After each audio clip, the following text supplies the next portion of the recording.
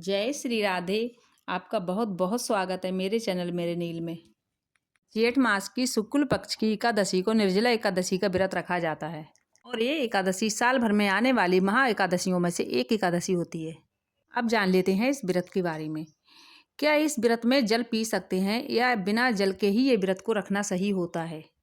व्रत कौन से दिन रखा जाएगा? एकादशी तिथि अगर 2 दिन की है तो ऐसे में कौन सी तिथि में व्रत रखना ज़्यादा शुभ रहेगा?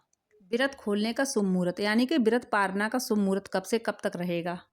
जो लोग निर्जला व्रत रखने का संकल्प लेते हैं लेकिन गलती से आज के दिन पानी पी लेते हैं, तो क्या ऐसा करने से व्रत खंडित हो जाता है? ये सभी आज की वीडियो में आप जानेंगे। सबसे पहले तो जान लीजिए कि निर्जला एकादशी का व्रत सबको निर्जला रह के ही करना होता है।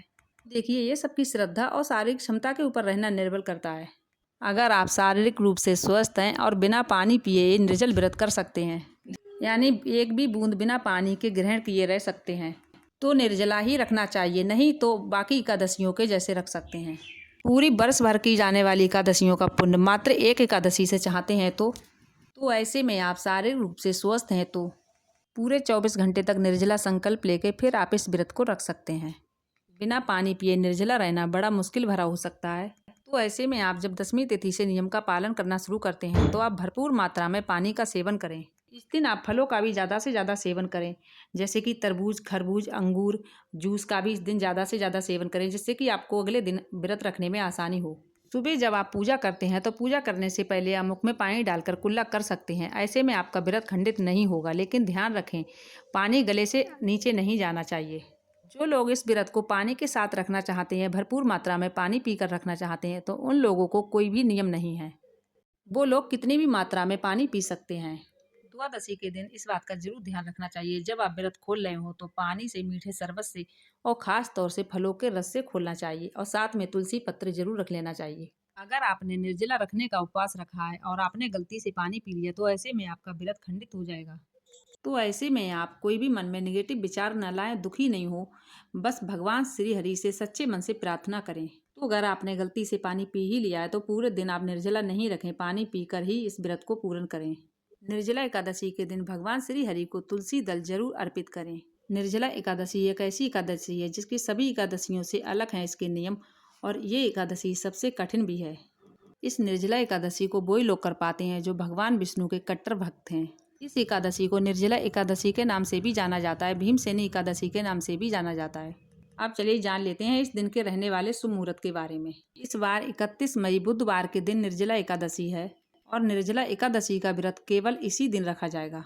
एकादशी तिथि 2 दिन रहने वाली है, लेकिन आप 10वीं तिथि के दिन सिर्फ 10वीं तिथि के ही नियम का पालन करें। एकादशी तिथि प्रारंभ होगी 30 मई दिन मंगलवार की दोपहर 1:09 से और एकादशी तिथि प्रारंभ हो रही है 31 मई दिन बुधवार दोपहर 1:46 पर।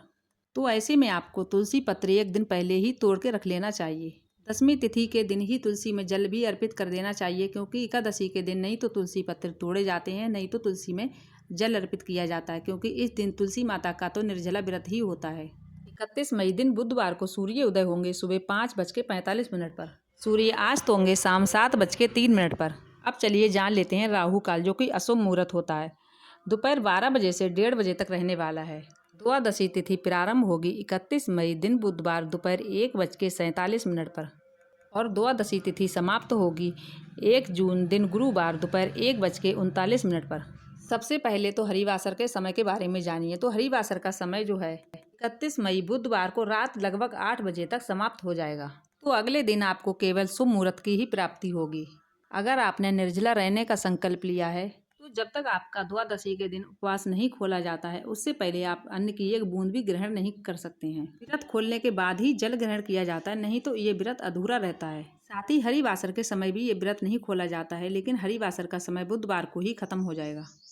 1 जून को सूर्य उदय होंगे सुबह 5:44 पर और सूर्य अस्त होंगे शाम 7:04 पर। ब्रह्म मुहूर्त का समय रहेगा इस दिन सुबह 4:08 से 4:56 तक। निर्जला एकादशी का उपवास खोल सकते हैं 1 जून गुरुवार को सुबह 5:45 से 9:30 तक।